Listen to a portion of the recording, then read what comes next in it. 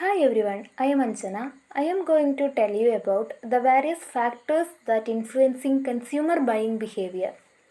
As we all know, consumer, the king of market, is the one who dominates the market and market trends. Consumer behavior is the actions and the decision process of people who purchase goods and services for personal consumption. Consumer buying behavior is influenced by various factors or forces. That is, these factors regulate if a target customer purchases a product or not. These factors are namely psychological, social, cultural, personal, and economic factors. To start with, let us talk about cultural factors. We all have our values and ideologies that are shaped by the values and ideologies of the society we exist in and the community we belong to. Our behavior is consciously or subconsciously driven by the culture followed by that particular community. Cultural factors are further subdivided into culture, subcultures, social class. First one is culture. Culture is a very complex belief of human behavior. It includes the human society, the roles that the society plays, the behavior of the society, its values, customs, and traditions. Culture is the learned values, perceptions, wants, and behavior from family and other important institutions. The next one is subcultures. Subcultures are groups of people within a culture with shared value systems based on common life experiences and situations. You can define them as the nations, the religion, racial groups, and also groups of people sharing the same geographic location. Next is social class. Social classes are society's relatively permanent and ordered divisions whose members share similar values, interests, and behaviors, measured by a combination of occupation, income, education, wealth, and other variables. The major social classes: upper class, middle class, working class, lower class. Now, let us move on to the social factors. We are all social animals, so of course, our purchasing decisions are impacted to some extent by the people around. We are constantly working on imitating other human beings, longing to fit in our surrounding. Social factors are further subdivided into groups, family, and roles and status. We can start with groups. There are three types of groups.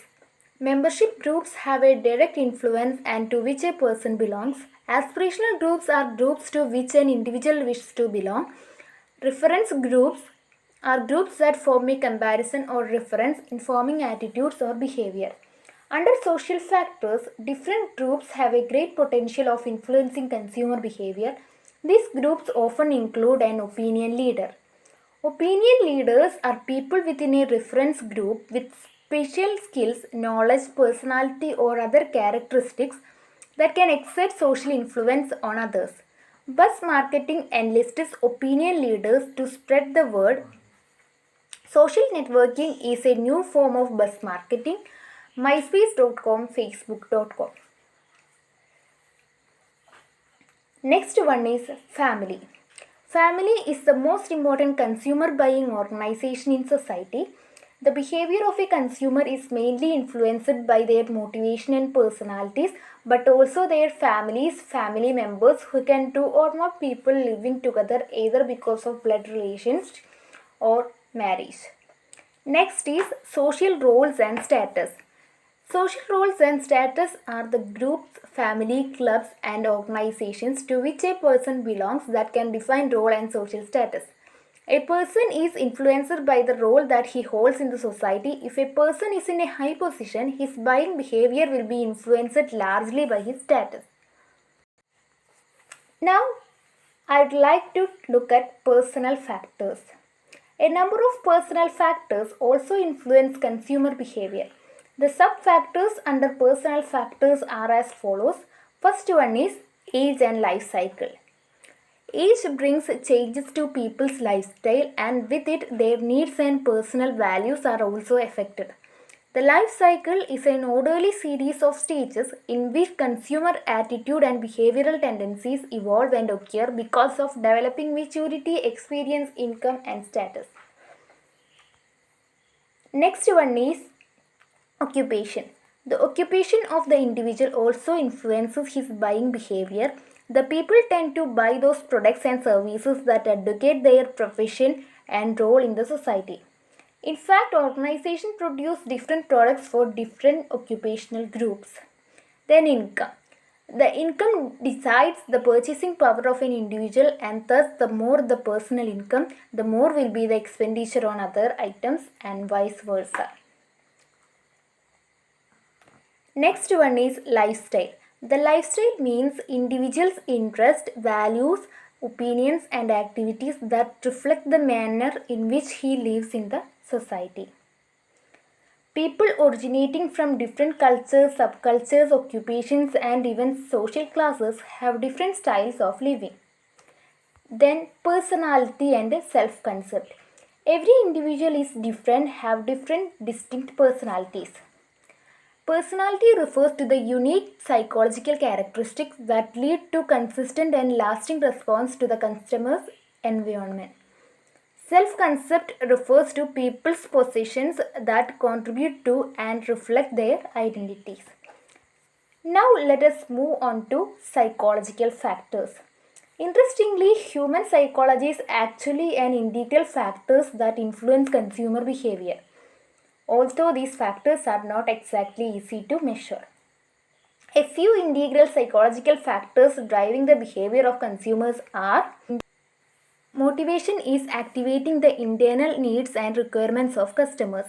A person has many needs such as basic needs, social needs, security needs, esteem needs, and self actualization needs.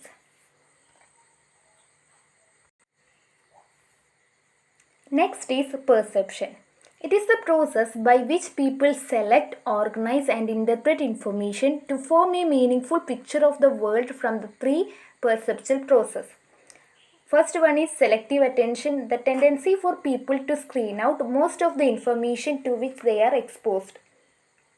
Selective distortion, the tendency for people to interpret information in a way that will support what they already believe. Selective retention, the tendency to remember good points made about a brand they favor and to forget good points about competing brands. Next one is learning.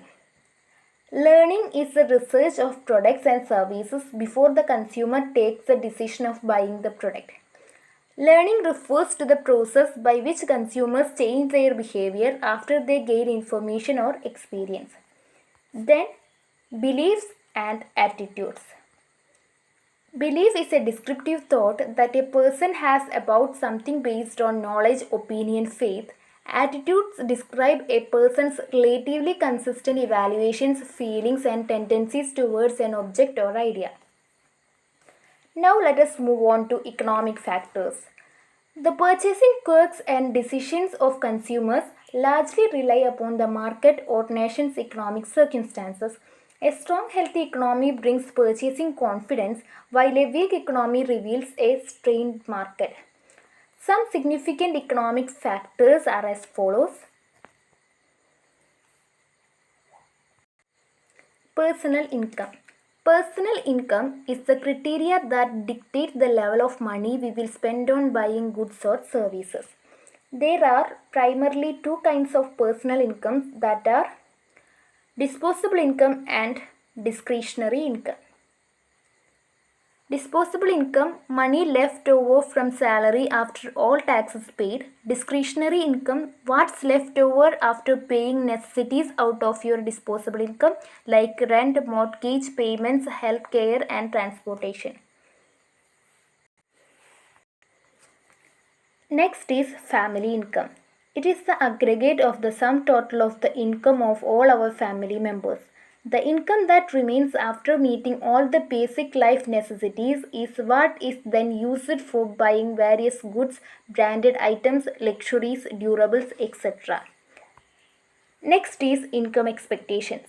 It is not just our personal and family income affect our buying behavior. Our future income expectations also have a role to play. For instance, if we expect our income to rise in the future, we would naturally spend a greater amount of money in purchasing items. And of course, if we expect our income to take a plunge in the near future, it would have negative influence on our expenditure. Next is consumer credit. This credit is normally provided by sellers either directly or indirectly via banks or financial institutions. If we have flexible credit terms as well as accessible EMI schemes, our expenditure on item is likely to increase, and in less flexible credit terms would result in the opposite. Next one is liquid asset. These are the assets that get promptly converted into cash, such as stocks, mutual funds, our savings, or current accounts. There is a greater likelihood of us spending more on luxury and shopping goods. Lesser liquid assets, meanwhile, would result in lesser expenditure on these items. Last one is savings. A consumer is highly influenced by the amount of savings he or she wishes to set aside from his income. If a consumer decided to save more, then his expenditure on buying reduces. Whereas if a consumer is interested in saving less, then most of his income will go towards buying products. We undertake purchase decisions nearly every day, be it big or small. For every buying decisions made, we think of fulfilling a need. This need can be steered by a range of factors which have been elaborately discussed here. Every one of the factors can be leveraged as a weapon by business for enhancing their sale prospects. That brings to an end to my presentation. I hope that I have been able to give you a clear picture regarding these factors